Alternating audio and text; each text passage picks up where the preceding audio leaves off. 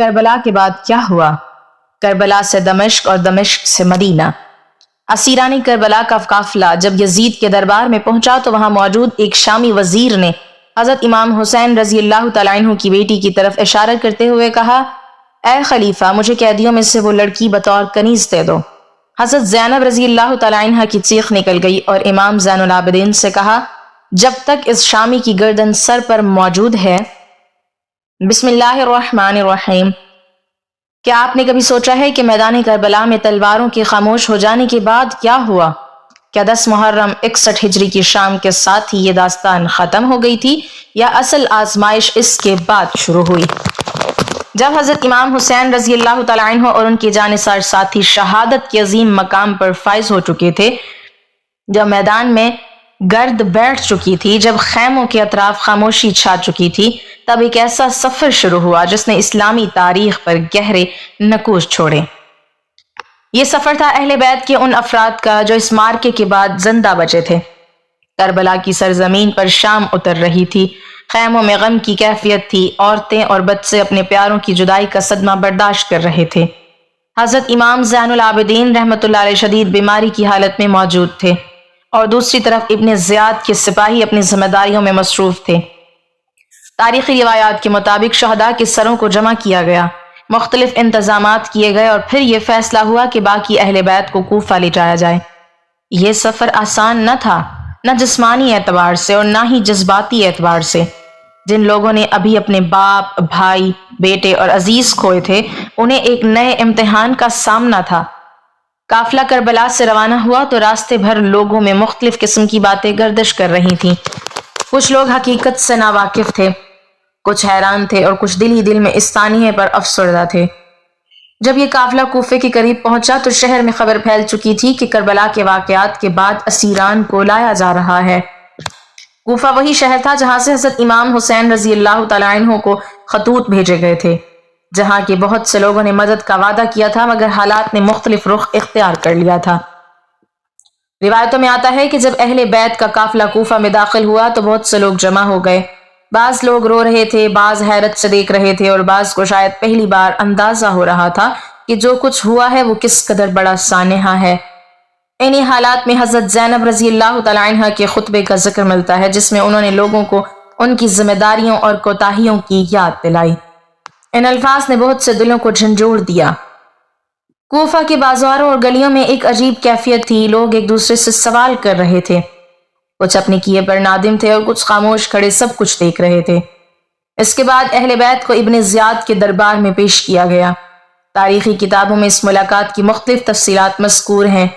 ابن زیاد نے اپنی سیاسی حیثیت کے مطابق گفتگو کی، جبکہ حضرت امام زین العابدین رضی اللہ تعالیٰ عنہ اور حضرت زینب رضی اللہ تعالیٰ عنہ نے نہایت وقار اور استقامت کا مظاہرہ کیا۔ یہ وہ لمحے تھے جب بظاہر اقتدار ایک طرف تھا مگر اخلاقی قوت دوسری طرف دکھائی دے رہی تھی۔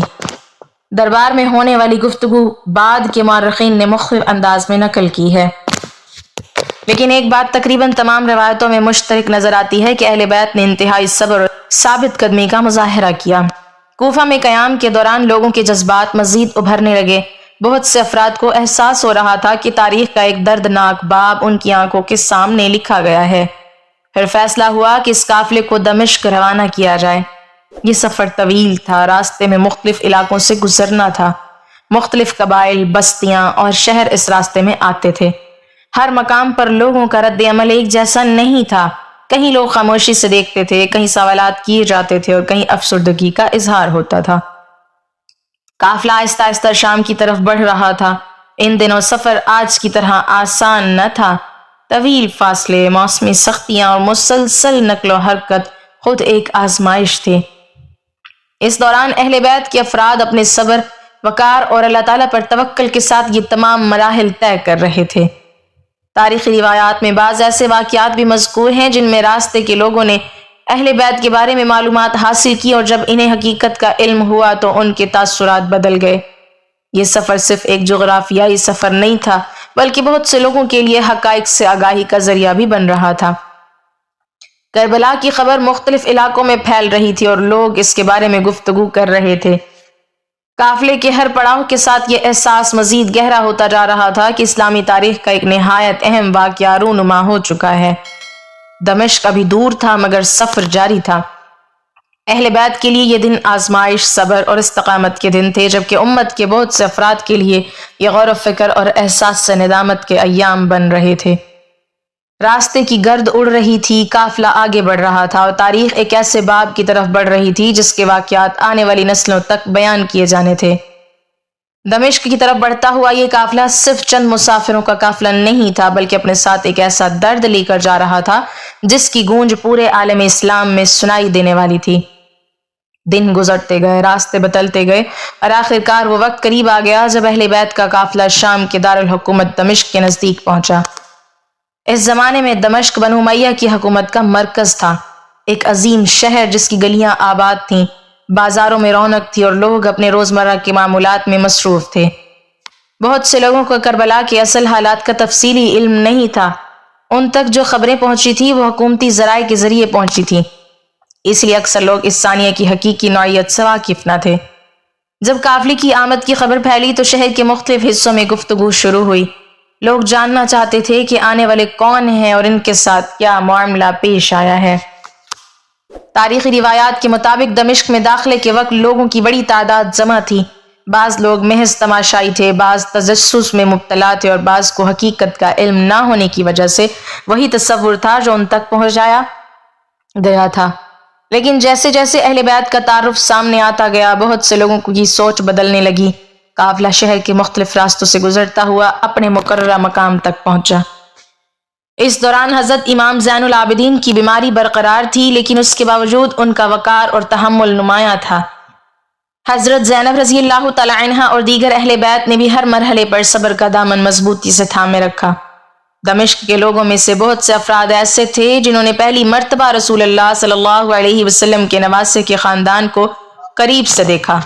ان کے ذہنوں میں مختلف سوالات پیدا ہونے لگے۔ بعض روایات میں ذکر آتا ہے کہ لوگوں نے ایک دوسرے سے پوچھنا شروع کیا کہ اگر یہ واقعی رسول اللہ صلی اللہ علیہ وسلم کے اہل بیت ہیں تو پھر ان کے ساتھ یہ معاملہ کیوں پیش آیا؟ یہ سوالات آہستہ آہستہ عام ہوتے جا رہے تھے۔ اس کے بعد اہل بیت کو یزید کے دربار میں پیش کیا گیا۔ یہ وہ مقام تھا جس کے بارے میں بعد میں مورخین نے بہت تفصیل سے لکھا ہے۔ مختلف تاریخی کتابوں میں اس مجلس کی تفصیلات کچھ اختلافات کے ساتھ ملتی ہیں، تاہم مجموعی طور پر یہ بات بیان کی جاتی ہے کہ دربار میں اہل بیت اور حکومتی نمائندوں کے درمیان گفتگو ہوئی۔ حضرت امام زین العابدین نے نہایت حکمت اور وقار کے ساتھ اپنا موقف بیان کیا، جبکہ حضرت زینب رضی اللہ تعالی عنہا نے بھی اپنے کلمات کے ذریعے حاضرین پر گہرا اثر ڈالا۔ ان کے الفاظ میں نہ صرف درد تھا بلکہ حق گوئی اور ثابت قدمی بھی نمایاں تھی۔ دربار میں موجود بہت سے افراد نے پہلی بار اہل بیت کی بات براہ راست سنی۔ بعض روایات کے مطابق ان کلمات نے مجلس کے ماحول کو بدل دیا اور لوگوں کے دلوں پر اثر ڈالا۔ انہی تاریخی روایات میں ایک واقعہ یہ بھی مذکور ہے کہ ایک شامی شخص نے اہل بیت کی ایک لڑکی کے بارے میں نامناسب مطالبہ کیا۔ اس پر حضرت زینب رضی اللہ تعالی عنہا نے سختی کے ساتھ جواب دیا اور اس شخص کی بات کو رد کیا۔ بعد کی روایات میں یہ بھی آتا ہے کہ یزید نے اس شخص کو جھڑکا اور اس کی بات قبول نہیں کی۔ اگرچہ اس واقعے کی تفصیلات مختلف کتابوں میں مختلف انداز میں بیان ہوئی ہیں، لیکن اسے کربلا کے بعد کے مشہور واقعات میں شمار کیا جاتا ہے۔ دمشق میں قیام کے دوران حالات آہستہ آہستہ تبدیل ہونے لگے۔ جو لوگ پہلے حقیقت سے ناواقف تھے وہ اب اہل بیت کی گفتگو سن کر مختلف انداز میں سوچنے لگے۔ بعض روایتوں کے مطابق شہر کے کئی افراد نے افسوس اور ہمدردی کا اظہار کیا۔ یہ وہ وقت تھا جب کربلا کا واقعہ محض ایک جنگ یا سیاسی تنازع کے طور پر نہیں بلکہ ایک بڑے سانحے کے طور پر لوگوں کے سامنے آ رہا تھا۔ حضرت امام زین العابدین کی گفتگو اور حضرت زینب رضی اللہ تعالی عنہا کے خطبات نے بہت سے لوگوں کے دلوں کو متاثر کیا۔ دمشق کے بازاروں، گلیوں اور مجالس میں اس واقعے کا تذکرہ بڑھنے لگا۔ لوگ ایک دوسرے سے سوال کرتے، مختلف روایتیں بیان کرتے اور اس انجام پر حیرت کا اظہار کرتے جو نواسہ رسول کے خاندان کے ساتھ پیش آیا تھا۔ کچھ وقت گزرنے کے بعد اہل بیت کے بارے میں نئی ہدایات سامنے آئی۔ تاریخی روایات میں ذکر ملتا ہے کہ ان کے ساتھ پہلے کے مقابلے میں نرم رویہ اختیار کیا گیا، انہیں قیام کے لیے بہتر سہولتیں دی گئی اور بعض ملاقاتوں کی اجازت بھی دی گئی۔ مختلف مورخین نے ان تفصیلات کو الگ الگ انداز میں نقل کیا ہے، لیکن عمومی تصویر یہی بنتی ہے کہ دمشق میں موجودگی کے دوران عوامی جذبات میں نمایاں تبدیلی پیدا ہو گئی تھی۔ اب وہ مرحلہ قریب آ رہا تھا جب اہل بیت کی واپسی کے بارے میں فیصلہ ہونا تھا۔ کربلا سے کوفہ اور کوفے سے دمشق تک کا سفر بے شمار آزمائشوں سے بھرپور تھا، مگر ابھی ایک اور سفر باقی تھا، وہ سفر جو اہل بیت کو دوبارہ حجاز کی سرزمین کی طرف لے جانے والا تھا، اس سرزمین کی طرف جہاں رسول اللہ صلی اللہ علیہ وسلم کی یادیں تھیں، جہاں مدینہ منورہ تھا اور جہاں اس عظیم سانحے کی خبر سننے والے بے شمار دل پہلے ہی غم سے بھر چکے تھے۔ دمشق میں گزرنے والے وہ دن تاریخ کے نہایت اہم دنوں میں شمار ہوتے ہیں۔ کربلا کا واقعہ اب صرف عراق تک محدود نہیں رہا تھا، بلکہ اس کی باز گشت شام کے ایوانوں، بازاروں اور عام لوگوں کی گفتگو تک پہنچ چکی تھی۔ اہل بیت کی موجودگی نے بہت سے لوگوں کو سوچنے پر مجبور کر دیا تھا۔ وہ لوگ جو پہلے صرف سنی سنائی باتوں پر یقین کرتے تھے، اب حقیقت کے ایک دوسرے رخ سے بھی واقف ہو رہے تھے۔ تاریخی روایات کے مطابق دمشق میں قیام کے دوران متعدد افراد اہل بیت سے ملے، ان کی گفتگو سنی اور ان کے حالات جاننے کی کوشش کی۔ وقت گزرنے کے ساتھ ساتھ ماحول میں تبدیلی محسوس ہونے لگی۔ بعض مورخین لکھتے ہیں کہ عوامی رائے میں نرمی پیدا ہوئی اور لوگوں کے دلوں میں ہمدردی کے جذبات مزید نمایاں ہوئے۔ انہی حالات کے درمیان اہل بیت کی واپسی کا معاملہ زیر غور آیا۔ مختلف تاریخی کتب میں تفصیلات کچھ فرق کے ساتھ بیان ہوئی ہیں، لیکن مجموعی طور پر یہ ذکر ملتا ہے کہ اہل بیت کو مدینہ واپس بھیجنے کا فیصلہ کیا گیا۔ اس فیصلے کے بعد سفر کی تیاریاں شروع ہوئیں۔ یہ سفر پہلے کے تمام مراحل سے مختلف تھا۔ کربلا سے کوفہ اور کوفے سے دمشق تک کے سفر میں قید، نگرانی اور سخت آزمائشوں کا پہلو نمایاں تھا، جبکہ اب واپسی کا مرحلہ شروع ہو رہا تھا۔ جب قافلہ دمشق سے روانہ ہوا تو اس کے افراد کے دلوں میں کئی طرح کے جذبات موجود تھے۔ ایک طرف عزیزوں کی جدائی کا غم تھا، دوسری طرف اپنے وطن اور اپنے شہر کی طرف لوٹنے کا احساس تھا۔ لیکن اس واپسی میں خوشی کی وہ کیفیت نہیں تھی جو عام مسافروں کی واپسی میں ہوتی ہے۔ ایک ایسا قافلہ تھا جس نے اپنے سب سے قیمتی افراد کو کھو دیا تھا۔ راستے بھر کربلا کی یادیں ان کے ساتھ تھیں، ہر منزل پر شہداء کی یاد تازہ ہو جاتی، ہر پڑاؤ پر وہ چہرے یاد آتے جو اب دنیا میں موجود نہ تھے۔ حضرت امام حسین رضی اللہ تعالیٰ عنہ، حضرت عباس رضی اللہ تعالیٰ عنہ، حضرت علی اکبر رضی اللہ تعالیٰ عنہ، حضرت قاسم اور دیگر شہداء کی قربانیاں اہل بیت کے دلوں میں تازہ تھیں۔ سفر کے دوران لوگ مختلف مقامات پر اس قافلے کو دیکھتے اور اس کے بارے میں دریافت کرتے۔ کربلا کا ذکر اب دور دراز علاقوں تک پہنچ چکا تھا۔ بعض مقامات پر لوگ افسوس کا اظہار کرتے، بعض دعائیں دیتے اور بعض خاموشی سے قافلے کو گزرتا ہوا دیکھتے۔ یہ وہ لمحہ تھا جب کربلا کی داستان زبانی روایتوں کے ذریعے مختلف علاقوں میں پھیل رہی تھی۔ قافلہ آہستہ آہستہ حجاز کی سمت بڑھتا رہا۔ تاریخی روایات میں ایک مشہور بات یہ بھی ملتی ہے کہ واپسی کے دوران کربلا جانے کا ذکر کیا گیا، تاہم اس بارے میں مورخین کے درمیان اختلاف پایا جاتا ہے۔ بعض مورخین اس روایت کو قبول کرتے ہیں جبکہ بعض اسے تاریخی اعتبار سے مضبوط نہیں سمجھتے۔ اسی لیے اس مسئلے میں قطعی دعویٰ کرنے کے بجائے اختلاف کا ذکر کرنا زیادہ مناسب سمجھا جاتا ہے۔ جو بات یقینی ہے وہ یہ کہ بالآخر اہل بیت کا قافلہ مدینہ کی طرف روانہ رہا اور ان کا اصل مقصد اپنے شہر واپس پہنچنا تھا۔ جوں جوں مدینہ قریب آتا جا رہا تھا، دلوں کی کیفیت بھی بدلتی جا رہی تھی۔ مدینہ وہ شہر تھا جہاں سے حضرت امام حسین رضی اللہ تعالیٰ عنہ نے سفر کا آغاز کیا تھا، وہی شہر جہاں رسول اللہ صلی اللہ علیہ وسلم کا روضہ مبارک تھا، وہی شہر جہاں اہل بیت کے بے شمار عزیز، دوست اور جاننے والے موجود تھے۔ لیکن اب مدینہ میں داخل ہونے والے لوگ وہ نہ تھے جو چند ماہ پہلے وہاں سے نکلے تھے۔ حالات بدل چکے تھے، زمانہ بدل چکا تھا اور تاریخ کا ایک عظیم سانحہ وقوع پذیر ہو چکا تھا۔ مدینہ کے لوگوں تک کربلا کی خبر مختلف ذرائع سے پہنچ چکی تھی۔ شہر پہلے ہی غم اور افسوس کی کیفیت میں مبتلا تھا۔ لوگ منتظر تھے کہ اہل بیت واپس آئیں تو ان سے براہ راست حالات معلوم کیے جائیں۔ بہت سے لوگ اس انتظار میں تھے کہ وہ ان افراد کو دیکھ سکیں جو اس سانحے کے عینی گواہ تھے۔ قافلہ جب مدینہ کے قریب پہنچا تو جذبات مزید شدید ہو گئے۔ ہر شخص جانتا تھا کہ اب ایک ایسا منظر سامنے آنے والا ہے جو دلوں کو ہلا کر رکھ دے گا۔ رسول اللہ صلی اللہ علیہ وسلم کے نواسے کا خاندان واپس آ رہا تھا، مگر اس حالت میں کہ ان کے ساتھ آنے والے بہت سے افراد اب اس دنیا میں موجود نہ تھے۔ مدینہ کی فضا غم سے بوجھل ہو رہی تھی اور اہل بیت کی واپسی کا لمحہ قریب سے قریب تر ہوتا جا رہا تھا۔ ان دنوں کی یاد بعد کے مورخین نے بڑے دردناک انداز میں قلم بند کی ہے، کیونکہ یہ صرف ایک قافلے کی واپسی نہیں تھی بلکہ تاریخ کے ایک عظیم المیے کے زندہ گواہوں کی واپسی تھی۔ وہ گواہ جنہوں نے اپنی آنکھوں سے وہ سب کچھ دیکھا تھا جسے آنے والی نسلیں صدیوں تک یاد رکھنے والی تھی۔ مدینہ منورہ کے دروازے اب دور نہیں تھے۔ طویل سفر کے بعد اہل بیت کا قافلہ اس شہر کے قریب پہنچ چکا تھا جہاں سے چند ماہ پہلے حضرت امام حسین رضی اللہ تعالیٰ عنہ اپنے اہل خانہ اور ساتھیوں کے ساتھ روانہ ہوئے تھے، لیکن اب واپسی کا منظر بالکل مختلف تھا۔ یہ وہ قافلہ نہیں تھا جو امیدوں کے ساتھ مدینہ سے نکلا تھا، بلکہ یہ وہ قافلہ تھا جو اپنے ساتھ کربلا کی دردناک یادیں، شہداء کی قربانیوں کی داستان اور جدائی کے ناقابل فراموش زخم لے کر واپس آ رہا تھا۔ تاریخی روایات میں آتا ہے کہ مدینہ کے لوگوں کو جب اہل بیت کی آمد کی اطلاع ملی تو پورے شہر میں ایک خاص کیفیت پیدا ہو گئی۔ ہر شخص بے چینی سے منتظر تھا۔ جن گھروں میں پہلے خوشی اور امید کے چراغ روشن تھے، وہاں اب غم اور افسوس کی فضا تھی۔ لوگوں کو معلوم تھا کہ رسول اللہ صلی اللہ علیہ وسلم کے نواسے حضرت امام حسین رضی اللہ تعالیٰ عنہ اب دنیا میں موجود نہیں ہیں، لیکن جب اس حقیقت کے زندہ گواہ شہر میں داخل ہونے والے تھے تو غم کی شدت اور بھی بڑھ گئی۔ قافلہ مدینہ کے قریب رکا۔ بعض روایات میں ذکر آتا ہے کہ اہل بیت کے افراد اس کیفیت میں شہر میں داخل ہوئے کہ ہر طرف رنج و ملال کی فضا تھی۔ لوگ گھروں سے نکل آئے، مرد، عورتیں، بوڑھے اور نوجوان سب اس قافلے کو دیکھنے کے لیے جمع ہونے لگے۔ بہت سے افراد کی آنکھوں سے آنسو جاری تھے۔ یہ صرف ایک خاندان کا غم نہیں تھا بلکہ پورے مدینہ کا غم بن چکا تھا۔ حضرت امام حسین رضی اللہ تعالیٰ عنہ رسول اللہ صلی اللہ علیہ وسلم کے نواسے تھے، اس لیے ان کی شہادت کی خبر نے پورے شہر کو ہلا کر رکھ دیا تھا۔ جب اہل بیت مدینہ میں داخل ہوئے تو مختلف گھروں سے رونے کی آوازیں بلند ہوئیں۔